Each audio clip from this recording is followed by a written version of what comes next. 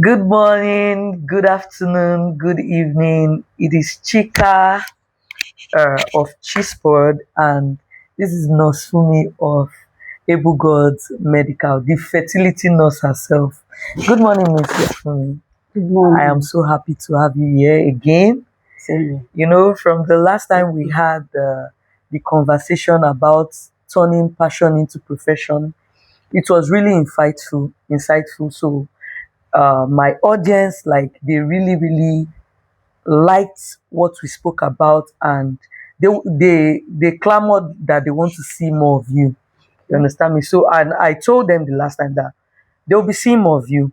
So today we are here to talk about fertility. She's a fertility nurse. That's her specialty. So we want her to give us more insight on fertility. So, Nurse Fumi, this takes us to the first question of today. You can say hello to the audience before, get to talk to our audience, talk to them. All right. Hello, good morning, good afternoon, and good evening, wherever you are watching us from. I still remain your glorious fertility nurse. You'll be hearing from me about infertility today. Okay, thank you, Nurse, for me.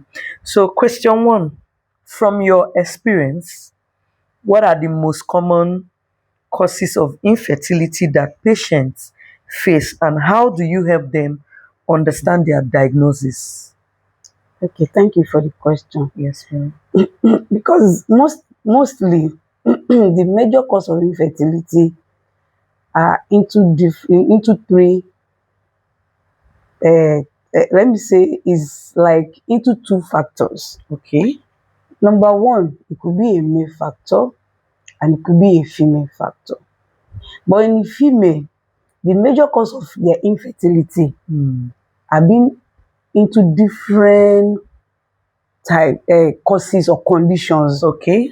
Number one, it can be hormonal imbalance. In fact, it's majorly common. Hormonal imbalance. Okay. It can be endometriosis, adenomyosis, even the fibroid that we commonly said is not the major cause of infertility can impair fertility as well. Okay. The blood group, our blood group has been shown to also impair fertility. Wow. Our lifestyle, age, the status of the uterus, and in the part of male factor, male, it could be their lifestyle majorly.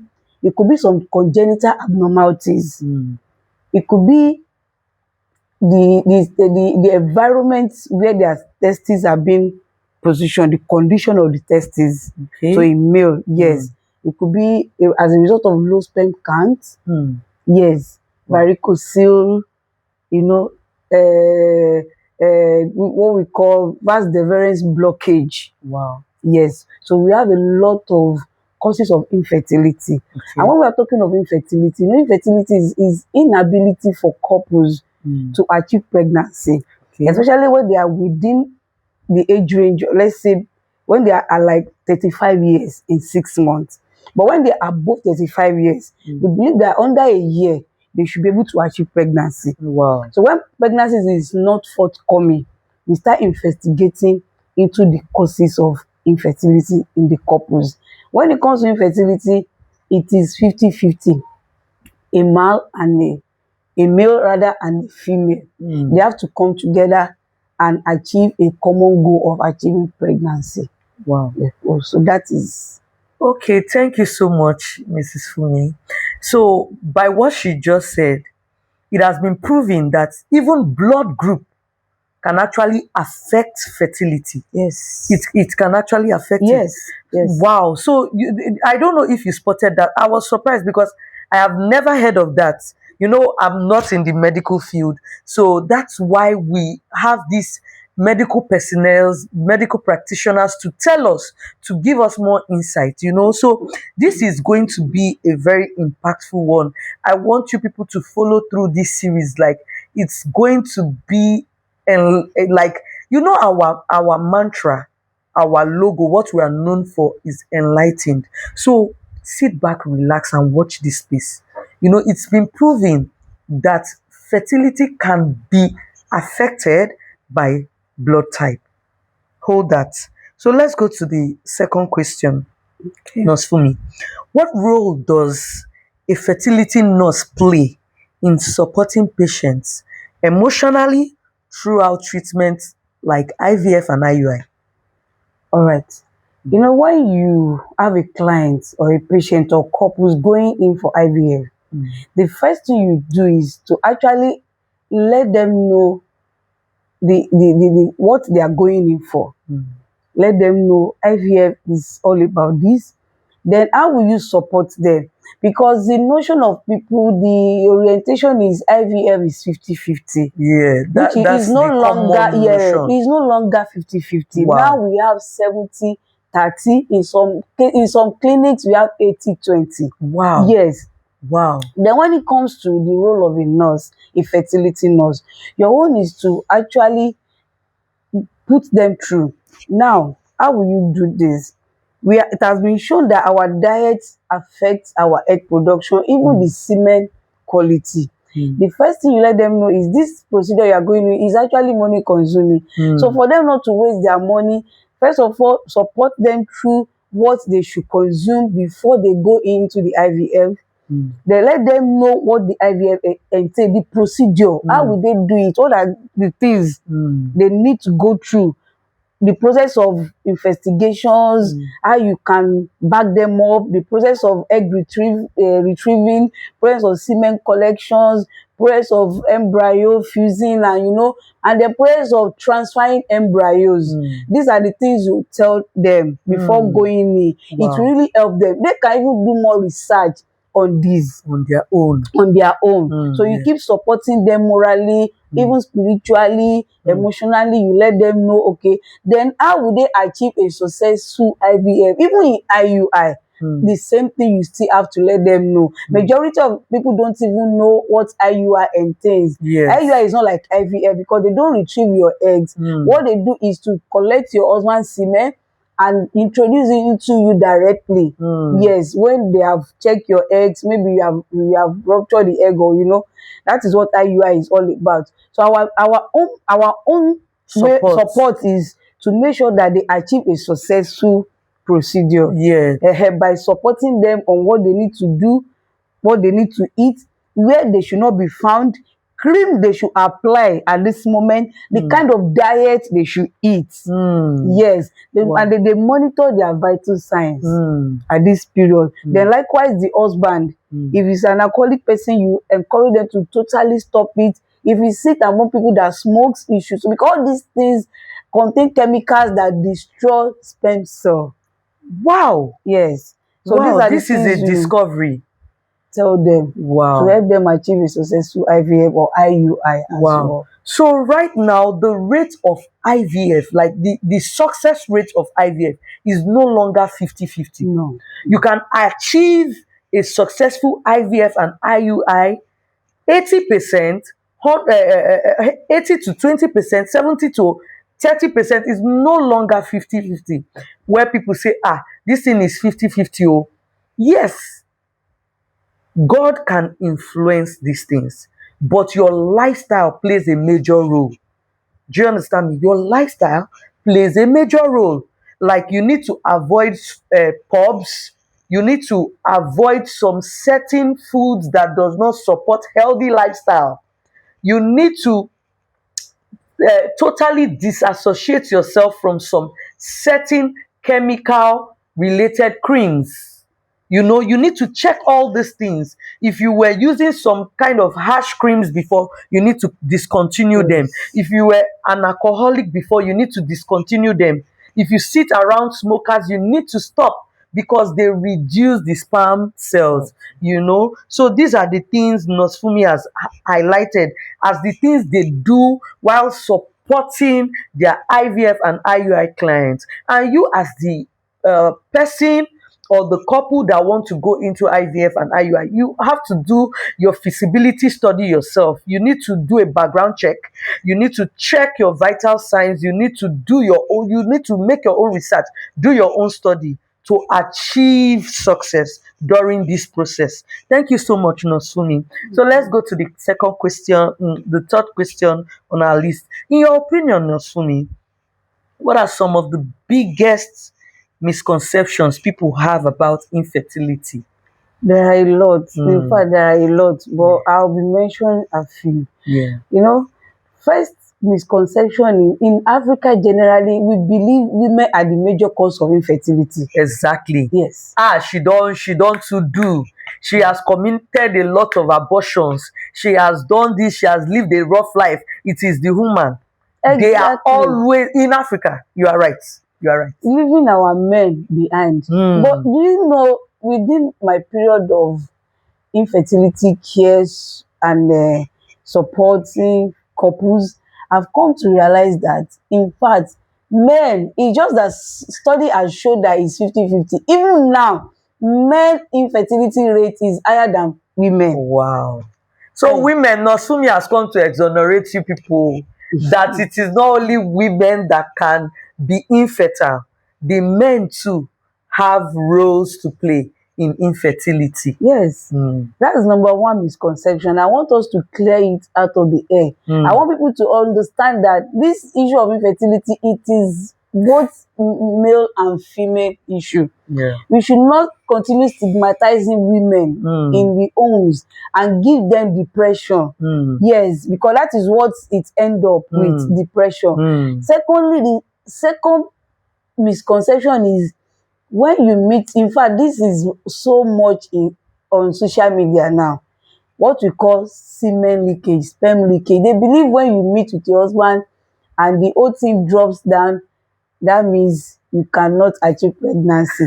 It is not like that. I did a video, one of my social media place, which I spoke about sperm leakage.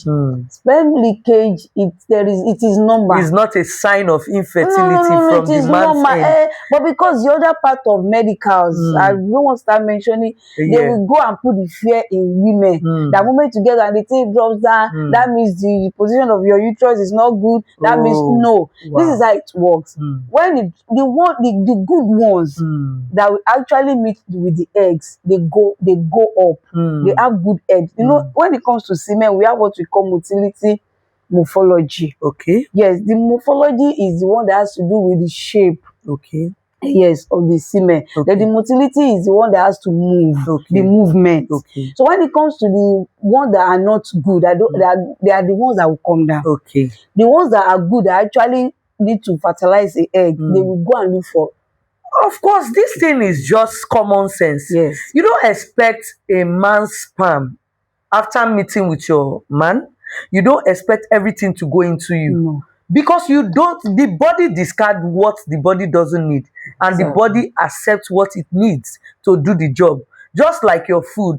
Is okay if you eat and you put, does it mean you've put all the food you ate and you become hungry immediately and you go to eat? No, the body has just discarded what it needed It's to not discard needed, exactly. and accepted what it needed to do the job. So the sperm leakage thing, I'm even surprised that some people, and even gravity would even affect on it. Yes. Because when you are standing erect, you don't expect it to still flow in. Exactly. You stood up from the bed, the sperm will be flowing in when you are standing up. Make una dey try now. So the third misconception is when a woman is giving birth to maybe child or children. Let me, because it will be maybe like 2-3 girls in the house. There is this misconception that she's the one giving birth to. No. Okay. See, God has graced men in such a way that he has given them two major chromosomes, X and Y, in their semen. While women, he has blessed us with just one chromosome in our eggs. You understand? So the egg only give X. While in male, we have Y and we have X. Okay. The female only give X. X. That is what is in your egg. Yeah. Now, and the male has give Y, X and Y, which is a male child and a female child. But we only carry X that belongs to a female child. Okay. Now, when you meet with your husband, it is what the man has deposited in you that you are going to bring out. Okay. At the point whereby you are giving birth to a girl child or girls or your children, all girls. Okay. it it's what that man has been depositing in you. If he has given you X, X plus your X give us a female child. So that's another misconception we really need to deal with. Yeah, so that we don't start having issues in marriages. Yes. Okay. I think on our next record or our next series, I'm going to ask a particular question that I have in mind right now, but I don't want us to delve too deep. I don't want us to make this video longer. So let's just move on to the fourth question. Now, how do lifestyle factors such as diet, stress, or age affect fertility, and how do you educate patients about this?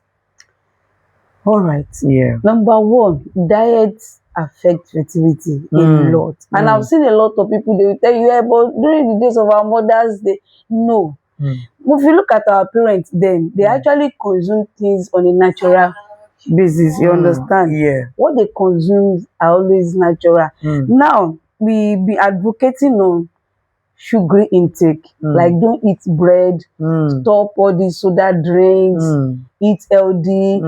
Our gene now, our makeup now, the majority of women, their makeup do not accept those things. And it has been shown when you take sugary things attack your cells. I always tell people, cells is the basic unit of all human beings. And when the foundation is faulty, what can the righteous do? When you attack the major cell that has given you the full package, then you've destroyed everything. When it comes to lifestyle, and like I said earlier, there are chemicals in cigarettes, there are chemicals in alcohol, there are environmental pollutions that attack your cells. Yes. And when they attack, they don't just attack only a few cells, they attack all the cells of your body, including reproductive organ cells. Wow. Yes.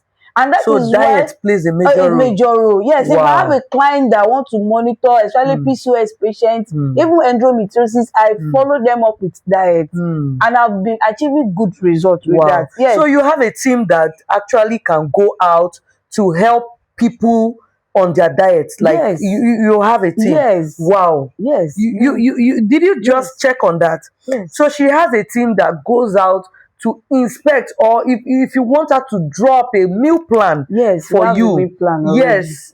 She has a meal plan. If you want her to, during consultation, if you want that to be done for you, you can ask her, oh, Nurse Fumi, I would like you to drop a meal plan for me. I want you to send your team over to come and check my meals to see if there are some things I need to take out or put in. You can do that online or offline. It's just how you people want to arrange it to be. She can do that for you so that you would be on top form on your fertility journey. Age and stress. Now, how does age contribute? Yeah. You know, moment you are above 35, most of your cells, they deplete in functions. Wow. Yes. Above 35. Above 35. And that is why we keep encouraging our girls to marry early.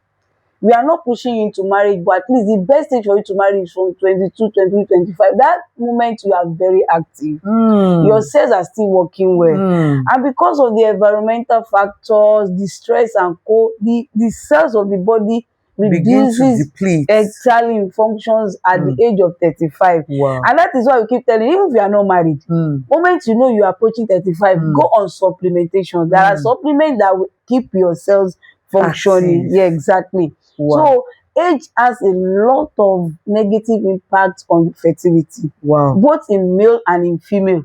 Yes, not only in female. So women that actually want children should take it as their point of need to get married early. Yes. So they don't face challenges. Yes. Where people are not stigmatizing women, but it is the fact. Even for men, age plays a role. Yes. Because at that point, over 35, your cells begin to deplete, and you want to give birth to children. So if you want to give birth to children, From 35 below, you should get married and give birth to your children. But if you don't want to give birth, if you don't want to get married, because it is even written in the Bible that not everybody will get married.